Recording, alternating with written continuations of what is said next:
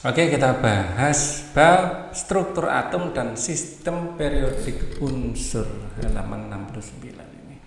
Oke, pilih satu jawaban yang benar. Nah, nomor 1, pernyataan tentang elektron berikut yang tidak tepat. Nah, biasakan tidak itu dikotak ya, atau dikasih tanda ya biasanya. Ditemukan pertama kali oleh J.J. Thomson melalui percobaan sinar katode. Nah, ini benar ya. Jadi J.J. Thomson ini melihat ada sebuah sinar yang ternyata dia adalah materi juga. Dia bisa memutar baling-baling. Nah, di sini adalah elemen negatif, di sini positif, ternyata ada sinar dari sini ke sini. Nah, melalui celah sini. Dan bisa menumbuk memiliki efek fotolistrik, dia bisa memutar baling-baling. Nah, artinya ini bukan sinar sembarang sinar, ini pasti partikel atau materi, ya. Muatan elektron adalah 10 kali 10 pangkat min 19 kolom ditemukan oleh Robert Millikan. Nah, ini juga benar. Sebenarnya Robert Millikan ini dia berusaha membuktikan kalau salah atau dia orang yang sangat telaten ya, selalu ingin membuktikan sesuatu. Dia itu pakai kabut minyak ya. Jadi kayak minyak dikabutkan terus dikasih kayak elektroda gitu, ternyata dia bisa mengambang ya, dan dengan tegangan atau voltase tertentu dia menghitung ternyata masanya itu kelipatan dari suatu bilangan tertentu. Nah, ini ditemukan. Penemuan elektron dilakukan berdasarkan percobaan tetes minyak ini atau kabut minyak Robert Millikan ini. Penemuan muatannya, elektron dalam medan listrik dibelokkan menuju kutub negatif. Nah, ini salah. Elektron sendiri adalah muatan yang negatif. Ya, di sini kutub positif. Jadi percobaan ini elektron ini adalah muatan negatif. Dia misalnya disersi positif dikasih negatif, dia dibelokkan menuju positif. Nah, ini membuktikan kalau elektron itu bermuatan negatif malah. Jadi elektron dalam medan listrik dibelokkan menuju kutub negatif, ini salah ya. Kecuali massa elektron sangat kecil sehingga massa atom hanya dihitung dari massa proton dan neutron, ini benar. Jadi kalau kita nomor massa, jadi ada X gitu ya. Di sini nomor massa. Nah, ini hanya adalah proton tambah neutron. Elektronnya kenapa nggak dihitung? Sangat kecil, 1/1000-nya kalau nggak salah, sekitar 1/1000-nya. Jadi misalnya kita nimbang beras 1000 kilo ya, 1 ton. Nah, itu yang serpian beras kecil kan dianggap tidak ini ya, maksudnya tidak signifikan ya, komanya terlalu besar. Jadi hanya proton dan neutron aja yang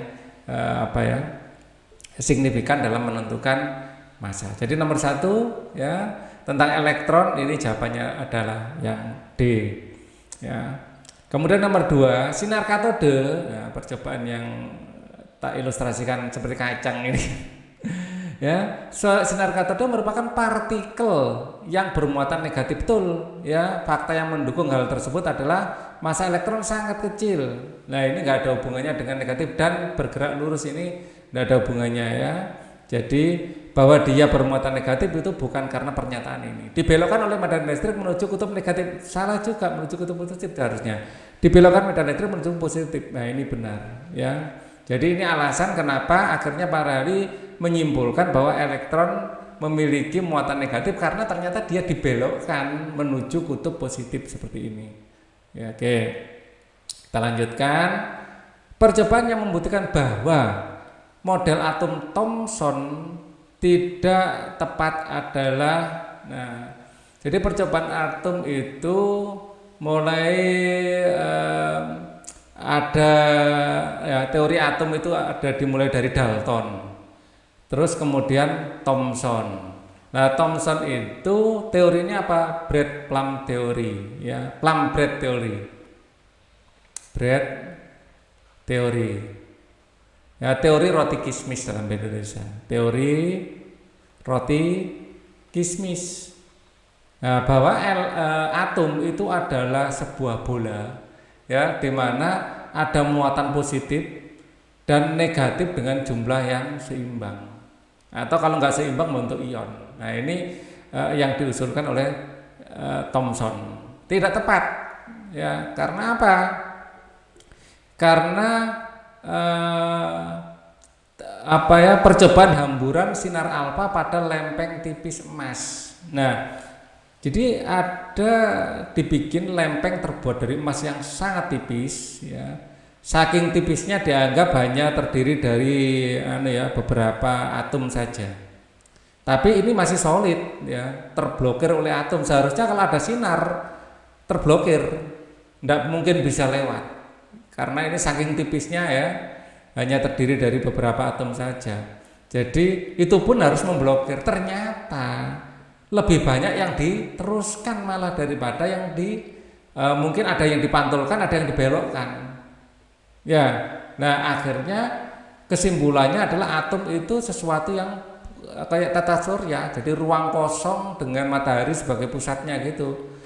Yang jadi matahari itu adalah intinya. Jadi sebagian besar bisa lewat, ya, bisa lewat. Hanya sebagian kecil yang dibelokkan oleh positif, sebagian kecil dipantulkan. Seharusnya dipantulkan semua kalau memang Plum-Bread teori ini benar, teori roti kismis benar. Roti kismis solid, ya, kayak padatan gitu, kayak bola pejal gitu. Ternyata enggak, ya. Nomor 4, berikut ini yang benar tentang proton. Proton adalah muatan positif, ya, yang jelas merupakan partikel penyusun atom yang terdapat di luar inti atom. Salah, jelas proton di dalam inti atom. Di dalam atom ada inti yang terdiri dari proton dan neutron, ya, jelas ini salah. Kemudian ditemukan pertama kali oleh J.J. Thomson melalui percobaan sinar katode ini elektron, bukan proton. Dalam medan listrik bergerak lurus, tidak dipengaruhi medan listrik. Jelas tidak. Dia bermuatan positif pasti dipengaruhi oleh medan listrik. Ya, mempunyai massa yang sama dengan massa elektron. Jelas tidak. 1000 kali lebih berat. Ya, sekitar 1000 kali lah. Jumlah proton menjadi ciri khas atom suatu unsur, iya. Jadi atom itu disebut karbon itu karena memang memiliki 6 proton. Kalau misalnya memiliki 11 proton disebut natrium gitu loh, ya. Jadi penyebutan atom itu karena menghitung jumlah protonnya dan sifat-sifat itu dipengaruhi protonnya dan elektronnya juga sih, ya. Jadi intinya nama atom itu diambil dari jumlah protonnya. Nomor 5, proton, neutron dan elektron yang terdapat pada atom Al, ya, di sini 13, di sini 27. Nah, jelas ini adalah protonnya, ya. Di sini adalah proton tambah neutron sama dengan 27. Padahal protonnya 13, jadi neutron sama dengan 27 dikurangi 13, 7 dikurangi 3, 4, 2 kurangi 1, itu 14. Itu adalah protonnya. Oke, jumlah proton, neutron dan elektron. Protonnya jelas, jumlahnya 13, ya, jelas ini salah, ya. 13, neutronnya 14, jelas yang B, ya. Ini 27 salah. Oke. Sekali lagi tentang ini, di sini natrium ini, ya. Kalau 11 ini pasti natrium. Ini 24, ya, jelas natrium. Kita harus maksudnya dituntut untuk hafal hari ini. Kemudian nomor 7. Ya, sekarang nomor 7, natrium berisoton. Nah, isoton itu apa? Ton, neutronnya sama. Top, isotop, atomnya sama. Isobar, masanya sama. Jadi neutronnya sama. Neutronnya sama. Jadi di sini neutronnya berapa? N di sini 7, di sini 14. Jelas neutronnya adalah 14 kurangi 7 yaitu 7. Di sini neutronnya yang 7 berapa? Mana? 11 dikurangi 5. Ini kita zoom saja. Tinggal ngurangi. Ya. 11 dikurangi 5 apakah 7? Jelas tidak. 12 kurangi 6 apakah 7? Jelas tidak. 13 kurangi 6 apakah 7? Iya. Ya. Ini 13 dikurangi 6 kan 7. Ya. Ini 6. Karbon selalu 6. ya karbon selalu 6. Kalau 8 bukan karbon ya. Nah, oke, jadi nomor 8 sekarang. Perhatikan tabel berikut pasangan yang merupakan isotop. Isotop berarti apa? Isotop itu proton sama. Jadi atomnya juga sama pasti, gitu loh. Ya isotop itu atomnya sama. Nah di sini yang protonnya sama jelas K dan L. Ya K dan L itu jelas sama. Nah sampai nomor 8 dulu, oke?